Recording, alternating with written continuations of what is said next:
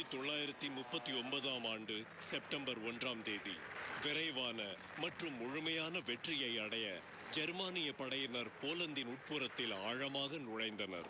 20 ஆண்டுகளுக்கு முன்புதான் அவர்களுடைய மூதாதையரும் அங்கே அணிவகுத்து நடந்திருந்தனர். ஆனால் ஒரு தோல்வியடைந்த படையாக தங்கள் தாய்நாட்டிற்கு திரும்பினர். முதல் உலகப் போர் முடிந்து 4 ஆண்டுகளுக்கு பின் 1918 நவம்பர் மாதம் ஜெர்மானிய பேரரசர் 2ஆம் கேசர் வில்ஹெம் முடிதுறக்க நேர்ந்தது. அவருடைய படைகள் இரக்கமற்ற பிரிட்டிஷ், பிரெஞ்சு மற்றும் அமெரிக்க படைகளின் தாக்குதலால் வீழ்த்தப்பட்டனர். அவருடைய மக்கள் பட்டினியை சந்தித்தனர். ஆனால் ஏற்கனவே ஒரு ஆபத்தான கட்டுக்கதை வேரூன்ற தொடங்கியிருந்தது. ஜெர்மானிய படை தளபதிகளும் படைகளும் தாங்கள் போரில் தோற்கடிக்கப்படவில்லை என்றும் கோழை அரசியல்வாதிகளால் ஏமாற்றப்பட்டதாகவும் கூறினர். இருப்பினும் 1918ஆம் ஆண்டு நவம்பர் 11ஆம் தேதி காலை 11 மணிக்கு, அதாவது 11ஆம் மாதத்தின் 11ஆம் நாளில் 11வது மணிக்கு முதல் உலகப் போர் முடிவடைந்தது. அடுத்த மாதம் அமெரிக்க குடியரசுத் தலைவர் வுட்ரோ வில்சன் புதிய உலகை உருவாக்கும் வாக்குறுதியுடன் ஐரோப்பாவை அடைந்தார். உலக நாடுகளின் புதிய சங்கத்திற்கு கையொப்பமிடும்படி அவர் உலக தலைவர்களை வலியுறுத்தினார்.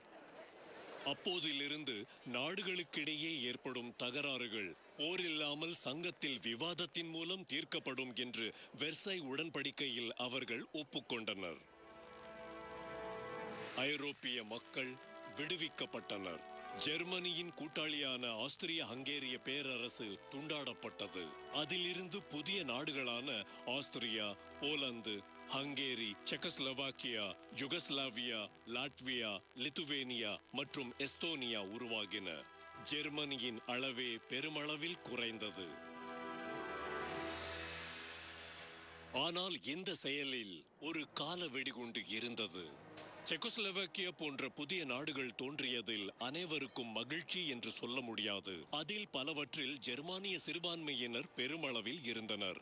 ஒரு நாள் ஜெர்மானிய மக்களை மீண்டும் இணைக்கும் ஆசை ஐரோப்பாவை ஆட்கொள்ளலாம்.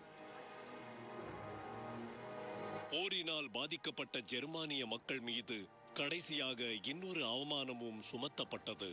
பிரெஞ்சிற்கும் பிரிட்டனுக்கும் நஷ்ட ஈடாக அவர்கள் 660 கோடி பவுண்டுகள் கொடுக்க வேண்டியிருந்தது.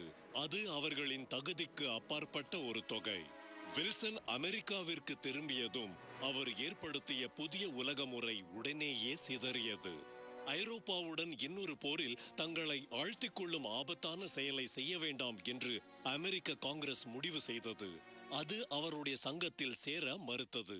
மேலும் அமெரிக்கா தனியாக விலகிக் கொண்டது. இப்போது ஜெர்மனி மிகவும் வித்தியாசமான ஒரு நாடு. இப்போதும் அதுதான் ஐரோப்பாவின் மிகப்பெரிய நாடாக இருந்தது. ஆனால் அதன் இராணுவ முடியாட்சி போய்விட்டது. அது ஜனநாயக நாடாகிவிட்டது. ஆனால் வைமர் குடியரசு என்று அழைக்கப்பட்ட அதன் அரசாங்கம் தொடர் சம்மட்டி அடிகளால் தாக்கப்பட்டது. வலதுசாரி தேசியவாதிகளுக்கும் புரட்சியை ஆரம்பிக்க முயலும் பொது உடைமைவாதிகளுக்கும் இடையே தெருச்சண்டைகள் தோன்றின. அதன் பின் 1923ஆம் ஆண்டில் ஒரு மாதத்தில் நூற்றுக்கணக்கான சதவிகிதத்தை தொட்ட அதீத பணவீக்கத்தால் நாடு அழிந்தது. பொதுமக்களின் சேமிப்பு அழிந்தது. அது கூட்டத்தை தூண்டும் வலதுசாரி அரசியல்வாதிகளின் புதிய வகைக்கு ஒரு செழுமையான இடமானது. அதில் ஒருவர் அடால்ஃப் ஹிட்லர். ஹிட்லர் ஆஸ்திரியாவில் பிறந்தவர். ஒரு போர் வீரராக முதல் உலகப் போரில் அவர் துணிச்சலுடன் போரிட்டார். அதற்காக அவருக்கு இரும்பு சிலுவை பரிசளிக்கப்பட்டது. ஜெர்மனிக்கு திரும்பியதும் அவர் மியூனிக்கில் வசித்தார். அனல் பறக்கும் அவருடைய பேச்சுக்களால் அவரால் சிறிய தேசிய பொது உடைமை கழகம் அல்லது நாசியை கட்டுப்பாட்டுக்கு கொண்டு வர முடிந்தது. 1923ஆம் ஆண்டு அக்டோபர் மாதம் ஹிட்லரும் அவருடைய ஆதரவாளர்களும் வைமார் அரசாங்கத்திற்கு எதிராக இராணுவ புரட்சிக்கு முயன்றனர். அது தோல்வி அடைந்ததால் அவர் 9 மாதங்களுக்கு சிறையில் அடைக்கப்பட்டார். சிறையில் அவர் மைன் கேம்ப், மை ஸ்ட்ரகிள் என்ற புத்தகத்தை எழுதினார். அதில் அவர் ஜெர்மனியின் துன்பங்களுக்காக யூதர்களை குற்றம் சாட்டினார். மேலும் அவர் அது வலிமையாக மீண்டும் நிர்மாணிக்கப்படுவதுடன் கிழக்கில் புதிய பிரதேசங்களையும் கைப்பற்ற வேண்டும் என்றார். விடுவிக்கப்பட்டதும் அவர் நாசிகளை ஓர் ஒழுங்கான கட்டுப்பாடான அரசியல் கட்சியாக உருவாக்குவதில் முனைந்தார். அப்போதிலிருந்து அவர் ஆட்சியை கைப்பற்ற ஜனநாயக முறைகளை பயன்படுத்தினார். ஆனால் அடுத்த 5 ஆண்டுகளுக்கு வைமார் ஜெர்மனி செழித்தது. வலதுசாரி மற்றும் இடதுசாரி தீவிரவாத பிரிவுகளுக்கான ஆதரவு குறைந்தது. அதன் பின் திடீரென்று ஹிட்லருக்கு வாய்ப்பு கிடைத்தது. 1929ஆம் ஆண்டு அக்டோபரில் அமெரிக்க பங்குச்சந்தை வீழ்ச்சி அடைந்தது. கோடிக்கணக்கான டாலர்கள் நஷ்டமடைந்தன. பொருளாதார வீழ்ச்சி உலகெங்கும் பரவியது. ஜெர்மனியில் வேலையில்லாதவர் எண்ணிக்கை 60 லட்சத்தை தாண்டியது. தீவிரவாத அரசியல்வாதிகளால் மட்டுமே தீர்வு கொடுக்கக்கூடிய நிலை ஏற்பட்டது.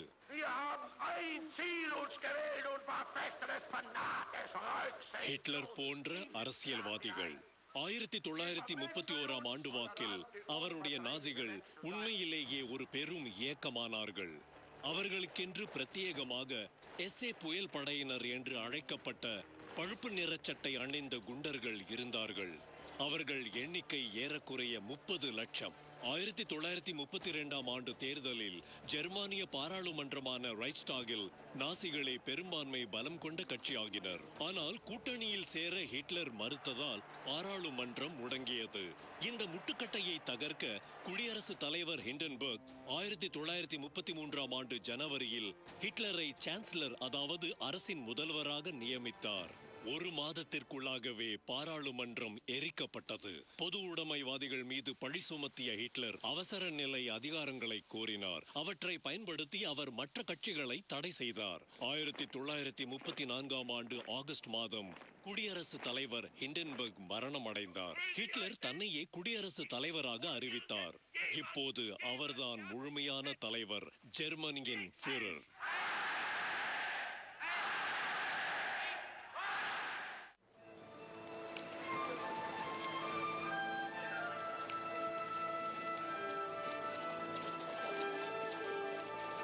இருபதாம் நூற்றாண்டின் ஆரம்பத்தில் ஜப்பான் ஏற்கனவே ராணுவ வல்லரசாக இருந்தது. 1905ஆம் ஆண்டில் ஒரு போரில் அது ஏற்கனவே ரஷ்யாவை தோற்கடித்து விட்டிருந்தது. முதல் உலகப் போரில் அது கூட்டணிகளுக்கு ஆதரவாக போரிட்டது. போருக்கு பின் ஜப்பான் ஒரு உலக வல்லரசாக ஏற்றுக்கொள்ளப்பட்டது. அது உலக நாடுகளின் சங்கத்தில் கையொப்பமிட்டது. ஆனால் அரசியல் ரீதியாக அது ஒரு முரண்பாடுகளின் சிக்கலில் இருந்தது. ஜனநாயக முறை குறைந்த அளவில் இருந்து அரச பாரம்பரியம் இன்னும் வலிமையாகவும் இருந்தது.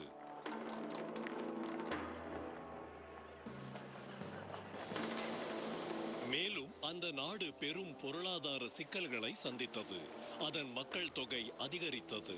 அதனிடம் வேகமாக வளரும் தொழிற்சாலைகளுக்கு தேவையான இயற்கை எரிபொருள் வளம் இல்லை. அதன் தலைவர்களுக்கு ஒரு தீர்வு தேவைப்பட்டது. அதனை அவர்கள் சீன மாஞ்சூரியாவில் கண்டனர். மாஞ்சூரியா தானிய வயல்கள் செழிப்பாக இருந்த ஒரு நிலம். அங்கே நிலக்கரியும் தாது பொருட்களும் அபரிமிதமாக இருந்தன. அது ஒரு சரியான இலக்காக இருந்தது. ஜப்பானிய படையினர் அங்கே ஏற்கனவே முகாமிட்டிருந்தனர். மற்ற தாக்கக்கூடிய இலக்குகளில் ஐரோப்பிய சக்திகளால் ஆளப்பட்ட குடியிருப்புகள் பர்மா, மலாயா மற்றும் ஹாங்காங் ஆகிய இங்கிலாந்தின் கட்டுப்பாட்டில் இருந்தவை. பிரான்சின் ஆதிக்கத்தில் இருந்த இந்தோசீனா, டச்சுக்காரர்களால் ஆளப்பட்ட கிழக்கிந்திய நாடுகளும் அடங்கும். ஆனால் அந்த கட்டத்தில் ஜப்பான் எச்சரிக்கையாக இருக்க வேண்டி இருந்தது. பசிபிக் சமுத்திரத்தில் இன்னொரு பெரும் சக்தியாக இருந்த அமெரிக்காவை கோபமூட்ட அது விரும்பவில்லை. பேரரசுக்கு எதிராக கோஷங்களை எழுப்பிக் கொண்டிருந்தாலும் உண்மையில் அமெரிக்கா ஒரு முறைசாரா அரசாங்கத்தை பசிபிக்கில் நடத்தி கொண்டிருந்தது. பிலிப்பீன்ஸ், குவாம் மற்றும் பற்பல தீவுகள் அதன் நேரடி ஆட்சியில் இருந்தன. அதனால் ஜப்பானை வீழ்த்த முடியும் என்பதில் சந்தேகமே இல்லை. ஆனால் முதல் உலகப் போர் முடிந்ததும் அதன் கவனம் பல காரணங்களால் சிதறி இருந்தது.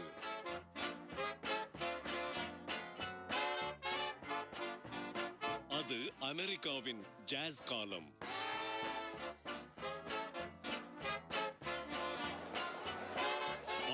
1920கள் முழுவதும் அந்நாடு தன் பரந்த வளங்களை சுரண்டுவதில் தன் கவனத்தை செலுத்தியது. அது ஒரு முடிவில்லா பொருளாதார எழுச்சி காலமாக இருந்தது.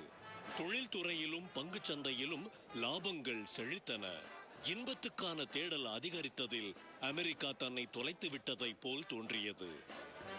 இது போன்ற கவனச்சிதறல்களால் பசிபிக்கில் ஜப்பானின் வளரும் துன்பம் தொலைதூரத்தில் இருப்பதை போல் தோன்றியது.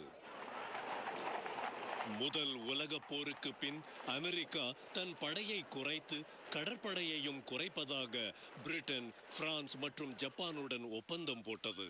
அதன் விளைவாக பசிபிக் சமுத்திரத்தில் கப்பல் படையின் மேன்மை ஜப்பானின் கைகளில் சென்றது. அதன் பின் பெரும் பொருளாதார வீழ்ச்சி ஏற்பட்டது.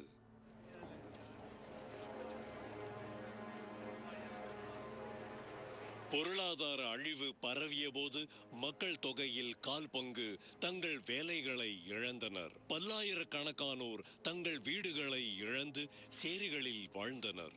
முன்பு இன்பத்தால் கவனம் சிதறியிருந்த அமெரிக்கா இப்போது வேதனையால் கவனம் சிதறியது. அது ஜப்பான் தன் காயை நகர்த்த சரியான நேரமாக இருந்தது.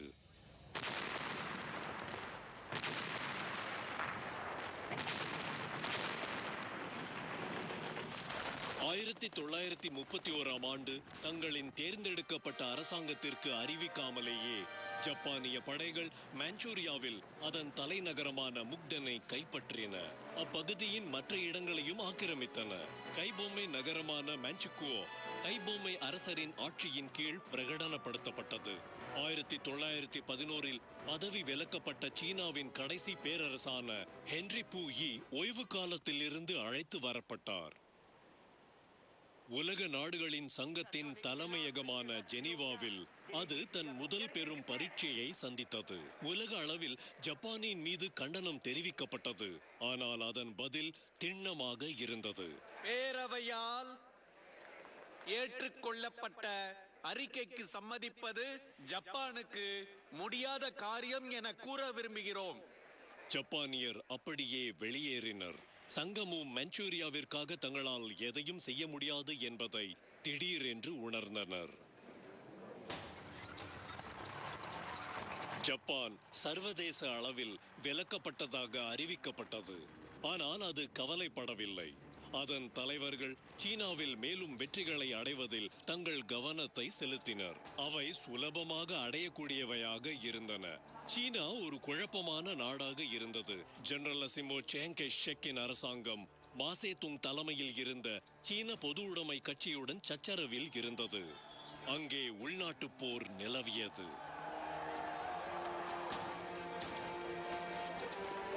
1936ஆம் ஆண்டில் ஆக்கிரமிப்பின் முன்னோடியாக ஜப்பானியர் ஹிட்லருடன் ஒரு ஒப்பந்தத்தை கையெழுத்திட்டனர். சோவியத் ரஷ்யா சீனாவை நோக்கி படையெடுத்து தாக்குவதிலிருந்து பாதுகாப்பதே அதன் நோக்கம். 1937ஆம் ஆண்டு ஜூலை மாதத்தில் ஒரு சம்பவத்தினால் ஜப்பானியர் சீன படைகளை தூண்டி ஆக்கிரமித்தனர்.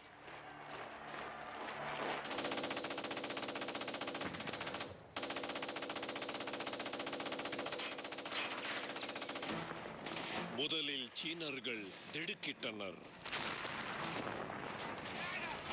ஆனால் விரைவிலேயே பொது உடைமைவாதிகள் குவாமின்டாங்குடன் இணைந்து ஆக்ரோஷமாக போரிட்டனர். அதற்கு ஜப்பான் நீர்நில தாக்குதலால் பதிலடி கொடுத்தது. 1937ஆம் ஆண்டின் முடிவில் வடக்கு சீனாவின் பெரும் பகுதியையும் கடற்கரையையும் ஜப்பானியர் ஆக்கிரமித்தனர். அமெரிக்காவில் குடியரசுத் தலைவர் ரூஸ்வெல்ட் ஜப்பானின் மீது கடல் தடை போட விரும்பினார். உலகத்தின் மற்ற பகுதிகளில் இருக்கும் நாடுகளின் செயல்களும் கொள்கைகளும் எங்களை பெருமளவில் பாதிப்பது தெளிவாக தெரிகிறது. ஆனால் அது போரை தூண்டும் என்று அஞ்சி பிரிட்டிஷ்காரர்கள் அதற்கு சம்மதிக்கவில்லை. அதனால் ரூஸ்வெல்ட்டால் செய்ய முடிந்ததெல்லாம் சியாங் கை ஷெக்கிற்கு தளவாடங்கள் வாங்க $2.5 கோடி கடன் தருவது மட்டும்தான். குவாமின்டாங்குடன் இணைந்து இப்போது பொது உடைமைவாதிகள் போரிட்டாலும் ஐக்கிய ரஷ்யாவால் இருவருக்குமே உதவ முடியவில்லை. மான்சூரியாவுடன் உள்ள தன் எல்லை பகுதியில் தொடர்ந்து மோதியதுதான் அதனால் செய்ய முடிந்த ஒன்று. ஆனால் சீனாவிற்கு எதுவும் கிடைக்கவில்லை. பதிலாக அது தனியாக போரிட வேண்டியிருந்தது. 1938 ஜப்பானியர் கேண்டோனை ஆக்கிரமித்து சீன படைகளை நாட்டின் மேற்கு பகுதியில் இன்னும் உட்பக்கமாக தள்ளினர். உலக நாடுகளின் சங்கத்தின் அலங்கார பேச்சுகளும் சர்வதேச ஆதிக்கத்தை நிறுத்துவதாக தந்த வாக்குறுதிகளும் ஒன்றுமில்லாமல் போயின. மேலும் இந்த சமயத்தில் மேற்கத்திய சக்திகளும் தங்கள் இருப்பிடத்தின் அருகிலேயே தாக்குதலை சந்தித்தன. Deve cristallizzare una posizione di potente ingiustizia.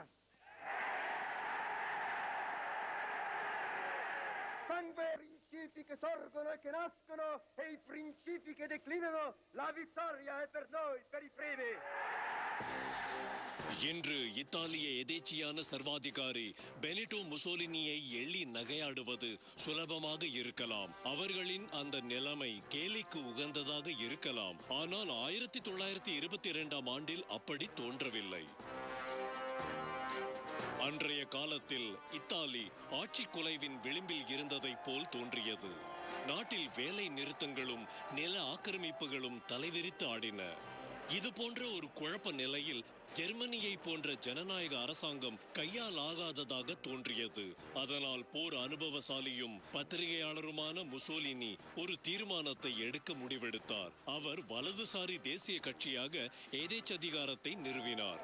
1922 ஆண்டு ஆகஸ்ட் மாதம் பொது வேலை நிறுத்தத்தால் செயலிழந்திருந்த நாட்டுடன் அவர் தன் தொண்டர்களை ரோமிற்கு படையெடுக்கச் சொன்னார். உள்நாட்டு போரை எண்ணி அஞ்சிய இத்தாலிய அரசர் விக்டர் எமானுவேல் அவரை ஒரு அரசாங்கத்தை உருவாக்கும்படி கேட்டுக்கொண்டார். Si realizzassero le premesse necessarie e sufficienti per una collaborazione delle quattro grandi potenze occidentali. Mussolini வேகமாக அரசியல் எதிர்ப்பை அழித்துவிட்டு சர்வாதிகார அதிகாரங்களை எடுத்துக்கொண்டார். Deve cristallizzare una posizione di potente ingiustizia. 1928 அவர் பதவி பாதுகாப்பாக தோன்றியது. பாராளுமன்றம் தேர்ந்தெடுக்கப்படுவதற்கு பதிலாக நியமிக்கப்பட்டது. எல்லா அதிகாரங்களும் எதேச்சி அதிகார பெரும் சபையின் கையில் இருந்தது. ஹிட்லரை போன்றே முசோலினியின் முதல் செயல்கள் அவருக்கு உடனடி புகழை தந்தன. பெருமளவு பொது வேலை திட்டங்கள் வேலை வாய்ப்பை ஏற்படுத்தின. அவை இத்தாலியின் உள்கட்டமைப்பை மாற்றின. ஊழல் வேரோடு அழிந்தது. குற்றமிழைக்கும் குழுக்களும் ஏறக்குறைய மறைந்தன. இத்தாலியின் தரைப்படை ஏற்படுத்தப்பட்டதுடன் மேம்பட்ட அதிநவீன ஆகாய படையும் உண்டாக்கப்பட்டது. மத்திய தரை கடல் பகுதியில் பிரிட்டிஷ் மற்றும் பிரான்சின் இணைந்த மத்திய தரை கடல் கப்பல் படையை விட வலிமையானதாக ஒரு கடற்படையை முசோலினி உருவாக்கினார். பெரும் பொருளாதார வீழ்ச்சி ஏற்பட்ட போது இத்தாலியால் மற்றவர்களை விட சிறப்பாக சமாளிக்க முடிந்ததை போல் தோன்றியது. முசோலினி உலக அளவு தூண்டுகோலின் ஆதாரமாக ஆனார். ஜெர்மனியில் ஹிட்லரை விடுத்து மற்ற அரசியல் தலைவர்கள் எதேச்சி அதிகார அமைப்பை ஒரு முன்மாதிரியாக நோக்கினர். அது பலவீனமான பிரிட்டிஷ் மற்றும் பிரெஞ்சு நாட்டு குடியமைப்பு ஆட்சியை விட மாறுபட்டு வலிமையாகவும் குறிக்கோளுடனும் இருந்தது. ஆனால் முசோலினிக்கு முகத்துதியை விட அதிகமாக தேவைப்பட்டது. அவர் ரோமானிய பேரரசை மீண்டும் உருவாக்க நினைத்தார். அவருடைய அரச நில ஆக்கிரமிப்பிற்கான முதல் இலக்கும் அவருடைய மனதில் ஏற்கனவே இருந்தது. அவருடைய இலக்கு இன்றைய எத்தியோப்பியாவான அபிசினியா தான். அதன் எல்லை பகுதியில் எரிட்ரியாவிலும் இத்தாலிய சோமாலிலாந்திலும் அதன் குடியிருப்புகள் ஏற்கனவே இருந்தன. 1934 ஆண்டு டிசம்பர் மாதம் அபிசீனியாவின் பிரதேசத்திற்குள்ளே ஒகெடன் பகுதியில் ஒரு பாலைவன சோலையில் இத்தாலிய படைகள் அபிசீனியா படைகளை மோதலுக்கு தூண்டினார்கள். அதன் பின் அபிசீனியா நஷ்ட ஈடு தர வேண்டும் என்ற கோரிக்கையுடன் முசோலினி மேலும் படைகளை எரிட்ரியாவுக்கும் இத்தாலிய சோமாலிலாந்திற்கும் அனுப்பினார். அபிசீனியாவின் பேரரசான ஹாலி செலாசி உலக நாடுகளின் சங்கத்திடம் நேரில் கோரிக்கை விடுத்தார். அவர் சங்கத்தின் குறிக்கோளின்படி நடந்து கொள்ளும்படி கேட்டுக்கொண்டார். ஒரு சிறிய நாடு சங்கத்தின் அங்கத்தினரான நாட்டினால் ஆபத்தில் இருக்கிறது. அது ஒரு உச்சக்கட்ட பரிசோதனையாக இருந்தது. ஆனால் சங்கம் எதுவும் செய்யவில்லை. பிரிட்டனின் வெளிநாட்டுத்துறை அமைச்சர் ஆந்தனி ஈடன் ஓர் அமைதி ஒப்பந்தத்திற்காவது முயற்சி செய்தார். ஆனால் முசோலினி அதற்கெல்லாம் மசியவில்லை. 1935ஆம் ஆண்டு அக்டோபர் மாதம் இத்தாலிய படை எரிட்ரியா மற்றும் இத்தாலிய சோமாலிலாந்திலிருந்து ஆக்கிரமித்தது.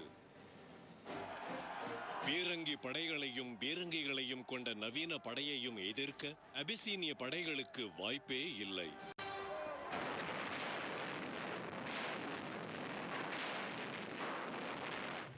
இத்தாலிய ஆகாயப்படை ஆகாயத்தை முழுமையாக கட்டுப்பாட்டிற்குள் வைத்திருந்தது. வாயுவை பயன்படுத்துவது மனித இனத்திற்கு எதிரான குற்றமாக கருதப்பட்டதால் அது சட்டவிரோதமாக வெர்சாயில் கூறப்பட்டிருந்தது. இருந்தாலும் இத்தாலி அடிக்கடி ஆகாய மார்க்கமாக வாயு குண்டுகளை எறிந்து அபிசீனியர்களை துன்புறுத்தியது. 6 மாதங்களுக்கு பின் அபிசீனியா முழுமையாக ஆக்கிரமிக்கப்பட்டது. அதன் பேரரசர் ஹேலி செலாசி புகலிடம் தேடி பிரிட்டனுக்கு ஓடினார். உலக நாடுகளின் சங்கம் சுவிட்சர்லாந்தில் அதன் தலைமையகத்தில் செய்வதறியாது கையை பிசைந்தது. அது பொருளாதார தடைகளை விதித்தாலும் அதனால் எந்த பாதிப்பும் ஏற்படவில்லை. முசோலினியின் வன்முறை 2 விஷயங்களை தெளிவுபடுத்தியது. ஒன்று, அமைதிக்கான பெரும் நம்பிக்கையாக இருந்த உலக நாடுகளின் சங்கம் வலுவற்றது. மற்றொன்று, ஐரோப்பாவின் பெரும் வல்லரசுகளாக கருதப்பட்ட குடியரசு நாடுகளான பிரிட்டனும் பிரான்சும் போரிடும் மனநிலையில் இல்லை.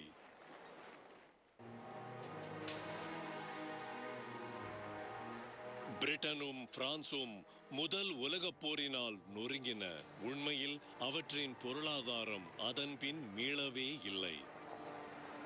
2 நாடுகளும் வேலை நிறுத்தத்தையும் கலகத்தையும் சந்தித்தன.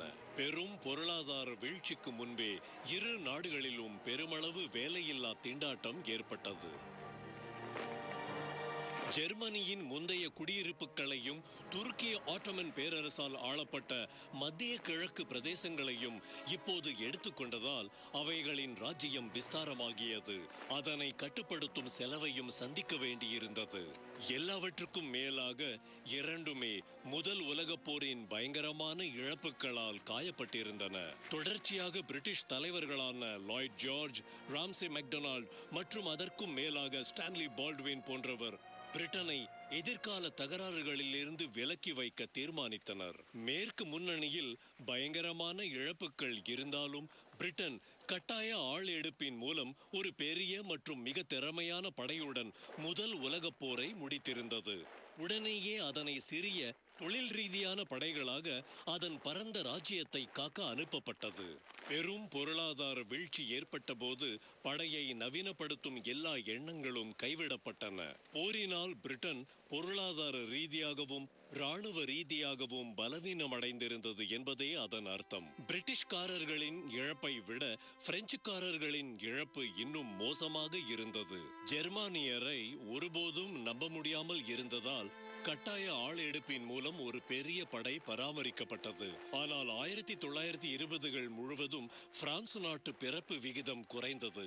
அதனால் 1930களின் மத்தியிலும் முடிவிலும் மனித சக்தி பற்றாக்குறை ஏற்படும் என்பது தெளிவாக தெரிந்தது. ஜெர்மனியை படையின் அளவோடு பார்த்தால் அதன் படையை ஒருபோதும் ஒப்பிட முடியாது என்பதை பிரான்ஸ் உணர்ந்தது. தற்காப்பு மனோபாவத்தை முழுமையாக ஏற்றுக்கொள்வதுதான் அதற்கான தீர்வு. மேஜினோ கோடு எனப்படும் வலுவூட்டப்பட்ட தொடர் சுவர்கள் ஜெர்மானிய எல்லையில் 1930இல் ஆரம்பிக்கப்பட்டு அது பெல்ஜிய நாட்டு எல்லை வரை நீட்டிக்கப்பட்டது. அங்கே அது கருத்தளவில் பெல்ஜியத்தின் எல்லையை வலுப்படுத்தும் திட்டத்துடன் இணைக்கப்பட்டது. பிரான்ஸ் நாட்டின் இந்த புதிய அணுகுமுறை பிரான்ஸ் தற்காப்பிற்காக மட்டும் போரிடக்கூடியது என்ற அர்த்தத்தை உண்டாக்கியது. பிரிட்டனிடம் உதவுவதற்கான படை இருந்தாலும் பிரான்ஸ் இத்தாலியின் மீது தாக்குதலை தொடங்கும் திறனை இழந்துவிட்டது.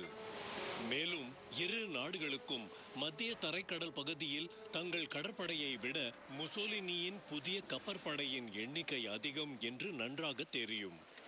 அதனால் இத்தாலி அபிசீனியாவை வென்றபோது ஒன்றும் செய்யாமல் இருப்பதுதான் 2 வல்லரசுகளுக்கும் உகந்ததாக இருந்தது. அது வெகு தொலைவில் இருப்பதைப் போலவும் யாரோ ஒருவரின் பெரும் பிரச்சனையைப் போலவும் தோன்றியது. அந்த சமயத்தில் இரு நாடுகளுமே பெரும் பொருளாதார வீழ்ச்சியின் பேரதிர்ச்சியை சமாளிக்க வேண்டியிருந்தது. அது இன்னும் முக்கியத்துவம் வாய்ந்ததாக தோன்றியது. எல்லாவற்றுக்கும் மேலாக இப்போது அவர்கள் தங்கள் நாட்டின் அருகிலேயே ராணுவ அபாயம் இருப்பதை உணர்ந்தனர். அந்த அபாயம் புத்துயிர் பெற்ற, மீண்டும் படைபலம் பெற்ற ஜெர்மனிதான். ஸ்பெயின் நாட்டில் இன்னொரு சர்வாதிகாரியின் எழுச்சிக்கு ஜெர்மானிய மற்றும் இத்தாலிய அதிகாரம் தங்கள் ஆதரவை பறைசாற்றும் நிலைமையில் இருந்தது.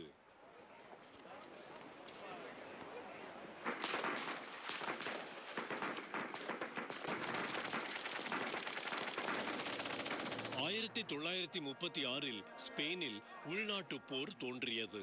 அது மிகவும் கொடுமையாக இருந்தது. குடும்பங்களுக்கு எதிராக குடும்பங்களையும், பொது உடைமைவாதிகளுக்கு எதிராக எதேச்சி அதிகாரத்தையும், கடவுள் பற்று உள்ளவர்களுக்கு எதிராக பகுத்தறிவாளர்களையும் தூண்டியது. 1931 நூற்றுக்கணக்கான ஆண்டுகள் பழமையான ஸ்பெயின் அரச பரிபாலனத்தை ஒழிக்கும் தீர்மானத்தோடு இடதுசாரி அரசாங்கம் பதவிக்கு வந்தது. அரசர் நாடு கடத்தப்பட்டார். குடியரசு பிரகடனப்படுத்தப்பட்டது.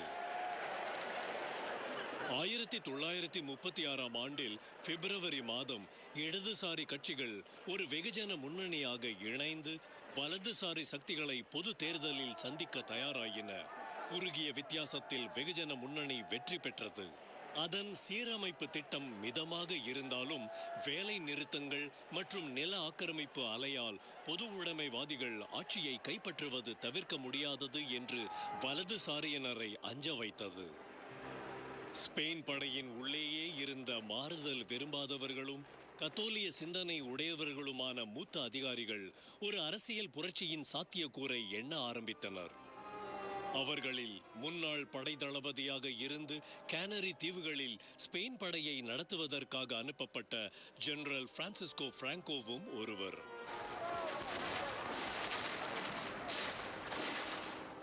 1936 ஜூலை 17 மொரோக்கோவில் உள்ள ஸ்பெயின் குடியிருப்பில் கொரில்லாக்களுடன் போரிட்டுக் கொண்டிருந்த படை கலகத்தை ஆரம்பித்தது. மறுநாள் பிராங்கோ பறந்து சென்று அவர்களுடன் இணைந்து ஸ்பெயினை பொது உடைமையில் இருந்து பாதுகாக்கும் ஒரு புதிய தேசிய இயக்கத்தை பிரகடனப்படுத்தினார். தாய்நாட்டில் இருந்து கோடைக்காவல் படையினரும் அதில் இணைந்தனர். வெகுஜன முன்னணி குடியரசை காக்க தன்னார்வலர்களை அழைத்தது. போர்க்களம் தயாரானது. முதலில் பிராங்கோ பிரச்சனைகளை சந்தித்தார். அவரும் அவருடைய படையும் வட ஆப்பிரிக்காவில் இருந்தனர். அவர் ஸ்பெயினுக்கு திரும்பி வர ஜிப்ரால்டர் ஜலசந்தியை கடக்க வேண்டியிருந்தது. அதற்காக அவருக்கு உதவ அவர் ஒருவரை அணுகினார். அவர் அடால்ஃப் ஹிட்லர். ஹிட்லரின் புதிய லுஃப்ட்வாஃபேயில் இருந்து போக்குவரத்து விமானம் ஒரு மாதத்திற்குள்ளாகவே பல போர்களின் அனுபவம் பெற்ற பிராங்கோவின் படையை தென் ஸ்பெயினுக்கு ஆகாய மார்க்கமாக கொண்டு சென்றது.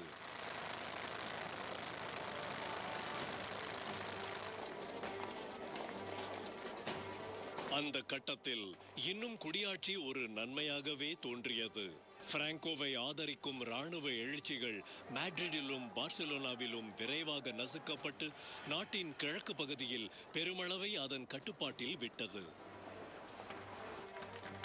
பிராங்கோவின் தேசியவாதிகள் பெரும்பாலும் வடமேற்கிலும் தெற்கில் ஒரு பாகத்திலுமே இருந்தனர்.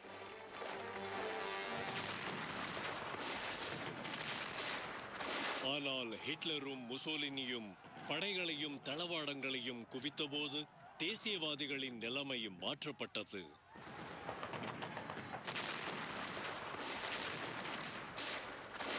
குடியரசு கட்சியினர் பிரிட்டன், பிரான்ஸ் மற்றும் ரஷ்யாவிடம் உதவியை நாடியது பலன் தரவில்லை. ஆனால் லண்டனும் பாரிஸும் ஐரோப்பிய போரை துவக்க அஞ்சின. அவை தலையிடா கொள்கையை பிரகடனப்படுத்தின. நம்ப முடியாத ஜெர்மனியும் இத்தாலியும் அதில் கையெழுத்திட்டன. ஆனால் அவை இன்னும் தேசியவாதிகளுக்கு தளவாடங்களை அனுப்பி கொண்டிருப்பது தெளிவானதும் ரஷ்ய தலைவர் ஜோசப் ஸ்டாலின் தான் குடியரசு கட்சிக்கு உதவுவதாக அறிவித்தார்.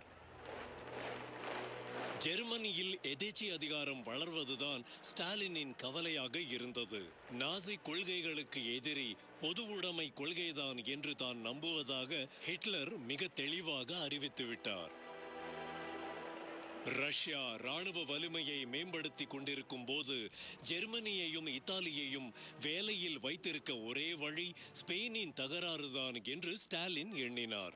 ஏறக்குறைய 700 ராணுவ ஆலோசகர்கள் பீரங்கிகள் மற்றும் போர் விமானங்களுடன் அனுப்பப்பட்டனர். அது உதவியாக இருந்தாலும் பிராங்கோ பெற்ற ஆதரவோடு ஒப்பிட்டால் அது பொருத்தமானதாக இல்லை.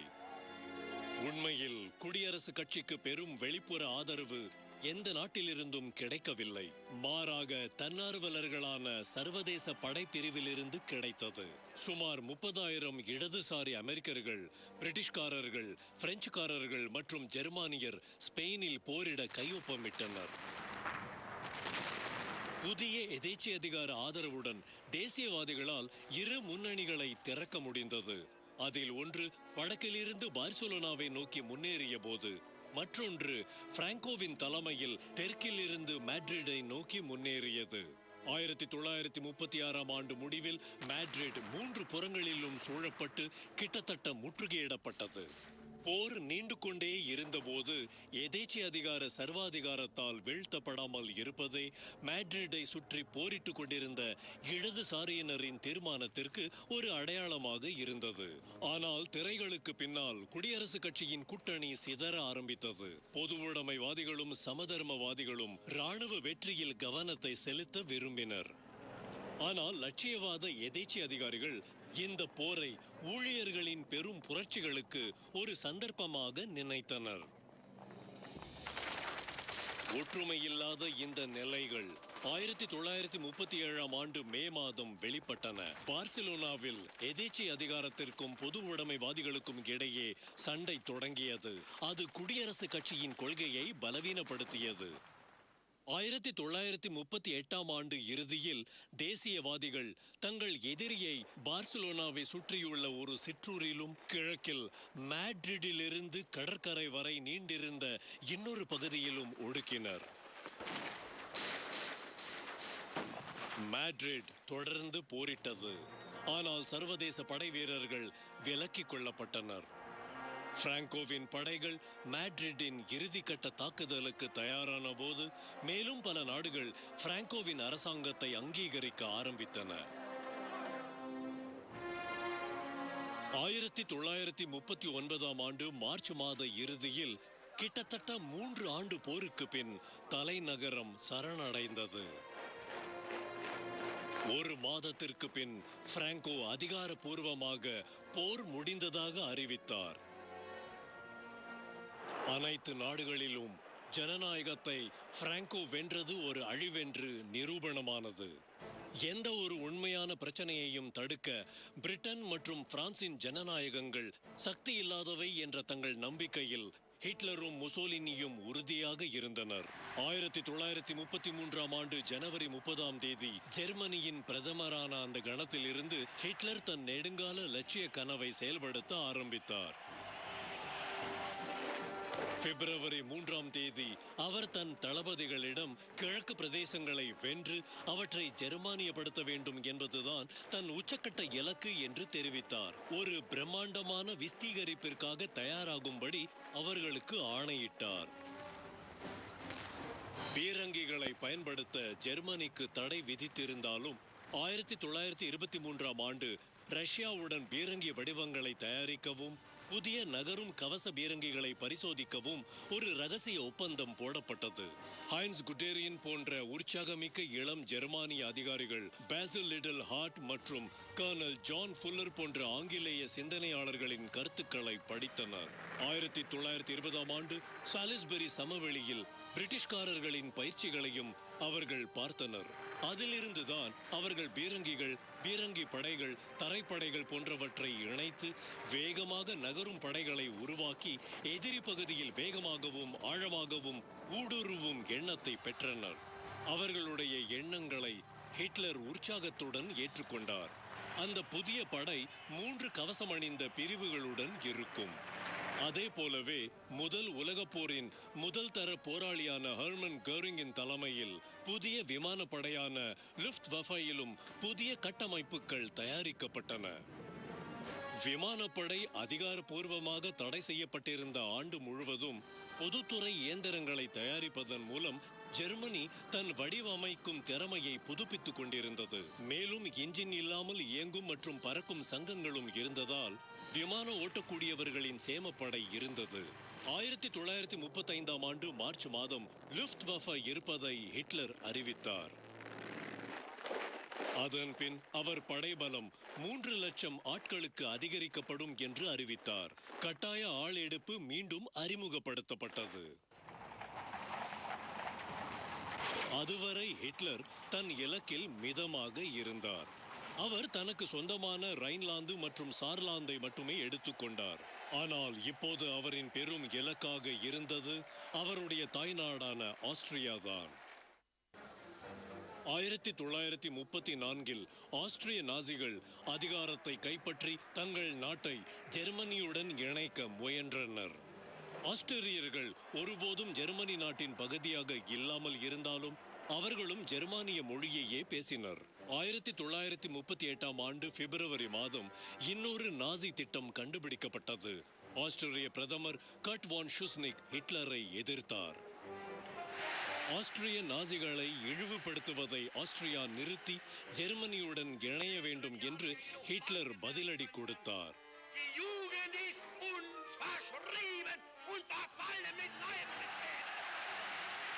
ஷுஸ்னிக் ஆஸ்திரியர்கள் சுதந்திரமாக இருக்க வேண்டுமா என்று தேர்ந்தெடுக்க உடனடியாக ஒரு பொது வாக்கெடுப்பிற்கு ஏற்பாடு செய்தார்.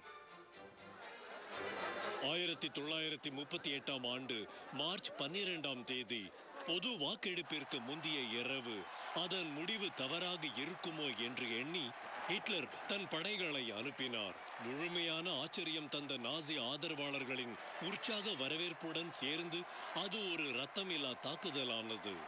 சில மணி நேரங்களிலேயே ஹிட்லர் ஆஸ்திரியாவை 3ஆம் ரைக், அதாவது நாசி ஜெர்மனியுடன் இணைத்துக் கொண்டார். முதன் முறையாக ஒரு மன்னராட்சி நாடு பெரும் ஜெர்மனியுடன் சேர்த்து கொள்ளப்பட்டது. இப்போது மேற்கத்திய ஜனநாயகங்கள் எதையும் செய்யவில்லை.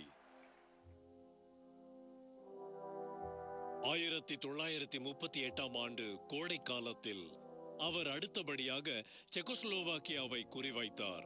அந்நாட்டின் வடமேற்கில் சுடெட்டன்லாந்து என்று அழைக்கப்பட்ட பகுதியில் ஜெர்மானிய சிறுபான்மையினர் பெருமளவில் வசித்தனர்.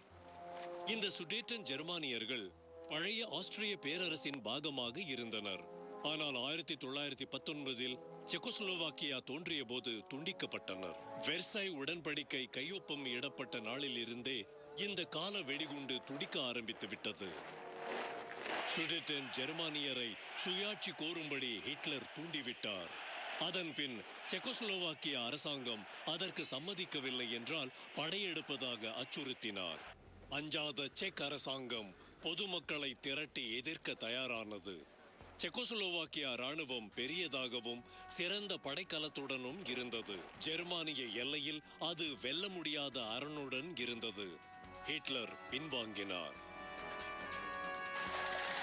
ஆனால் அதன் பின் செப்டம்பர் மாத ஆரம்பத்தில் போர் தவிர்க்க முடியாததானதால் பிரிட்டிஷ் பிரதம மந்திரி நெவில் சேம்பர்லைன் சமாதான தூதுவராக முடிவு செய்தார்.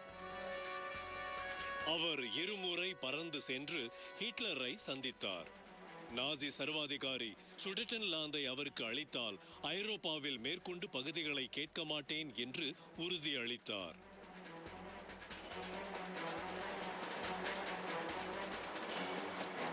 1938ஆம் ஆண்டு செப்டம்பர் 29ஆம் தேதி மியூனிக்கில் முசோலினியை நடுவராக கொண்டு ஹிட்லர் இனிமேல் பகுதிகளை கைப்பற்ற மாட்டேன் என்று அதிகாரப்பூர்வ அறிக்கை அளித்ததால் சுடெட்டன்லாந்தை ஜெர்மனிக்கு தருவதாக பிரான்சும் பிரிட்டனும் கையெழுத்திட்டன. ஒரு காகிதத்தை ஆட்டி நம் காலத்தில் அமைதிக்கான வாக்குறுதி என்று கூறியபடி சேம்பர்லைன் பிரிட்டனுக்கு திரும்பினார். அதனால் அக்டோபர் 1ஆம் தேதி ஜெர்மானிய படைகள் சுடெட்டன்லாந்தை ஆக்கிரமித்து செக்கின் எல்லை அரணை கைப்பற்றின. இப்போது ஹிட்லர் தன் அடுத்த இலக்கான போலந்தை குறிவைத்தார்.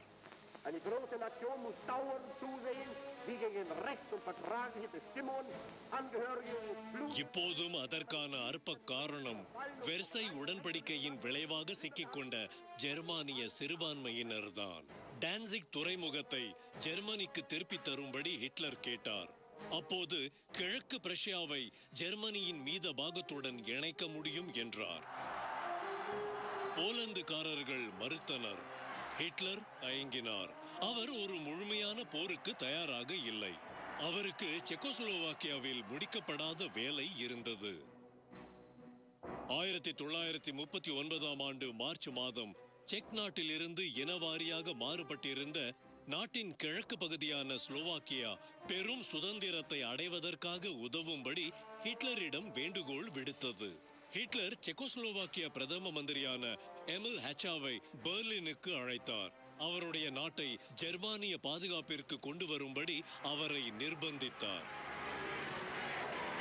இப்போது எதிர்ப்பு இல்லாமல் ஜெர்மானிய படையினர் செக்கோஸ்லோவாக்கியாவின் மீதி பகுதியில் நுழைந்தனர். நாட்டின் பெரும்பாகம் ரைக்குடன் இணைக்கப்பட்டது. ஸ்லோவாக்கியா காப்பரசாக பிரகடனப்படுத்தப்பட்டது. முதல் முறையாக ஜெர்மானிய மொழி பேசாத பகுதியை ஹிட்லர் கைப்பற்றினார். ஆனால் மீண்டும் பிரிட்டன் மற்றும் பிரான்சின் எதிர்ப்பு பலவீனமாக இருந்தது.